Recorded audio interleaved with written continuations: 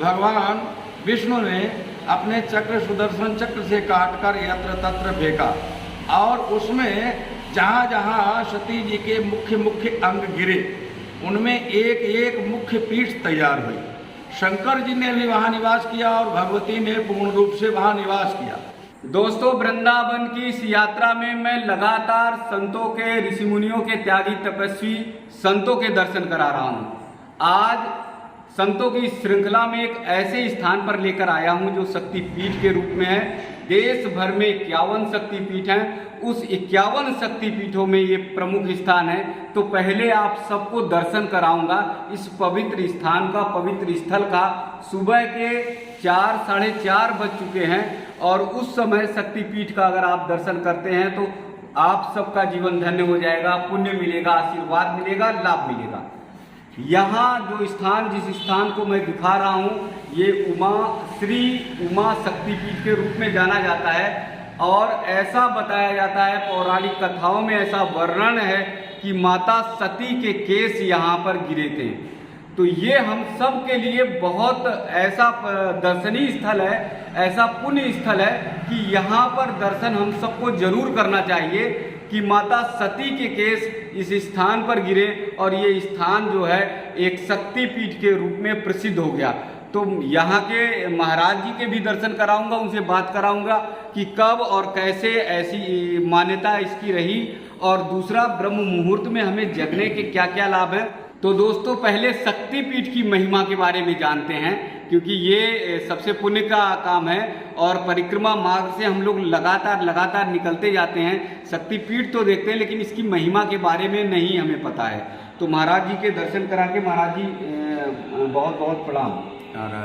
जी, ये शक्तिपीठ के बारे में बताइए कि ये शक्तिपीठ कैसे, कब गिरा था माता जी का केस और कैसे फिर शक्तिपीठ के रूप में ये स्थल प्रसिद्ध हो गया।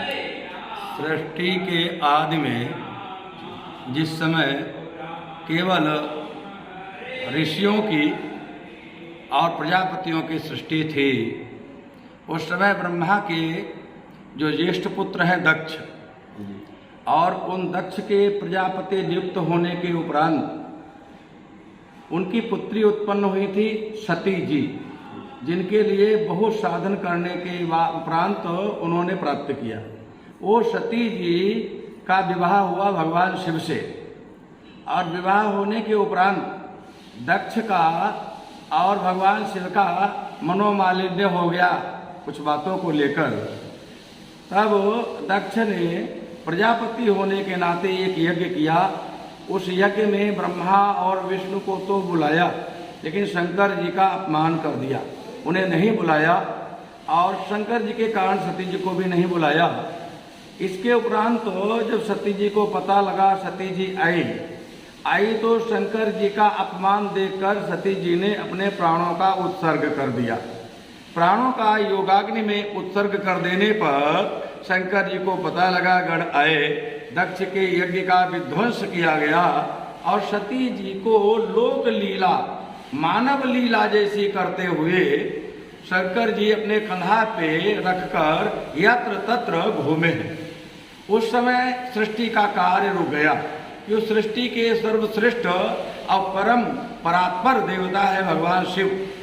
जब कार्य रुका तो भगवान विष्णु आदि लोगों ने, सबने भगवान शिव से प्रार्थना की, लेकिन जब तक सब रहता है तब तक व्यक्ति रोते हैं, दुख करते हैं। सती जी के शरीर को भगवान विष्णु ने अपने चक्र सुदर्शन चक्र से काटकर यत्र तत्र फेंका और उसमें जहाँ जहाँ सती जी के मुख्य मुख्य अंग गिरे उनमें एक एक मुख्य पीठ तैयार हुई।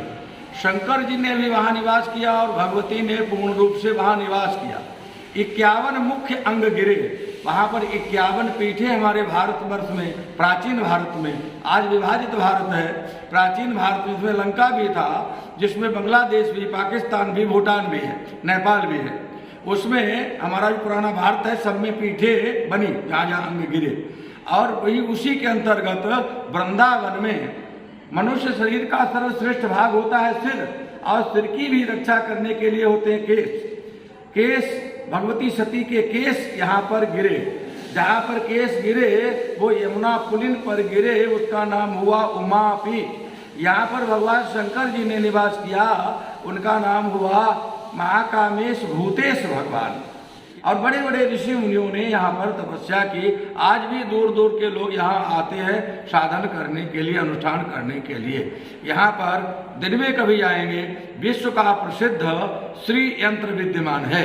विश्व में केवल 2 ही श्री यंत्र हैं, जो कि एक उमापीठ पर है और एक विंध्याचल में है, अन्यत्र नहीं है।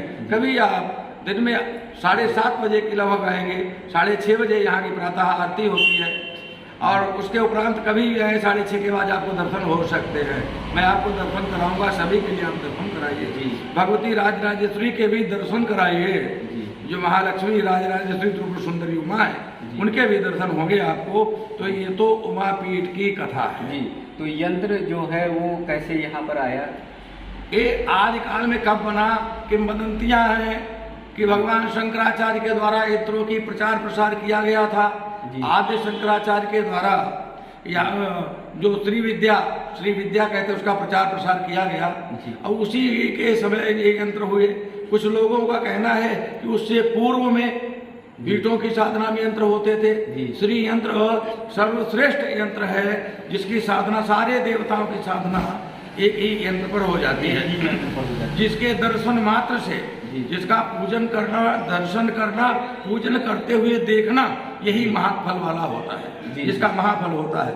संसार की सारी समस्याओं का समाधान श्री यंत्र है। कोई सृष्टि चक्र का यंत्र है, उसे सृष्टि चक्र भी कह सकते हैं। और सारी समस्याओं का हल है, सारी समस्याओं का हल है, जिस पर साधना करने से सारी समस्याएं, आजकल भौतिक और दैविक और आध्यात्मिक सारी समस्याओं का भी समाधान होता है और जीवन और मुक्ति की प्राप्ति होती है। जी जी। जैसे सिद्धियां बताएं कि यहाँ सिद्धियां सिद्ध होती हैं। हाँ, यहाँ पर वैदिक सिद्धियाँ, जो वैदिक मंत्र हैं उनकी सिद्धियाँ, जो आगम मंत्र हैं उनकी सिद्धियाँ, और जो मिश्र मंत्र हैं, आगम निगम मिले हुए, उनकी सिद्धियां यहाँ पर अविलंब प्राप्त होती हैं। जो अन्यत्र 12 वर्ष 15 वर्ष में होती हैं, वो यहाँ पर 1 महीने में होती है। 1 महीने में जी। तो यहाँ जैसे हवन कुंड या पूजन का वो बना है, यहाँ यज्ञ स्थल भी है, यज्ञ कुंड भी है। आप भी आएंगे, दर्शन हुए।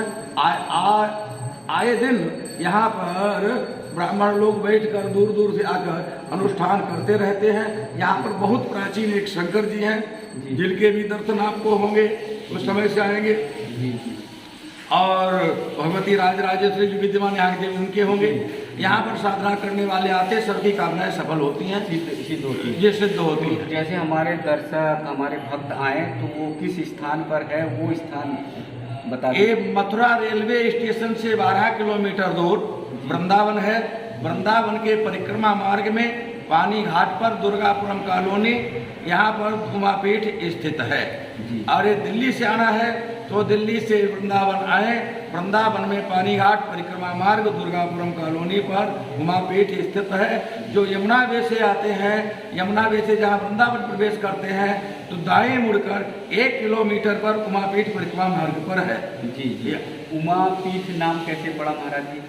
ये भगवती शक्ति के नाम से, भगवती का वेदों में नाम है उमा।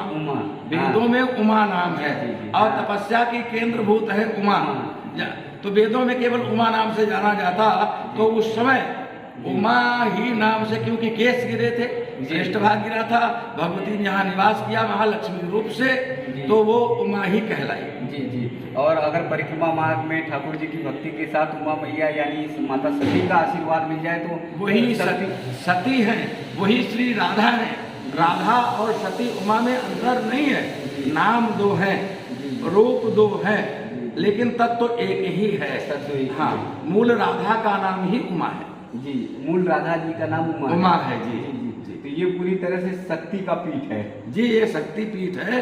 51 शक्ति के अंतर्गत, 51 पीठों के अंतर्गत श्री उमा शक्ति पीठ है जी। दोस्तों, महाराज जी से अभी शक्तिपीठ के बारे में बात हुई और यहाँ की शक्तिपीठ के बारे में, शक्ति यहाँ के जो शक्तियाँ सिद्ध होती हैं उसके बारे में महाराज जी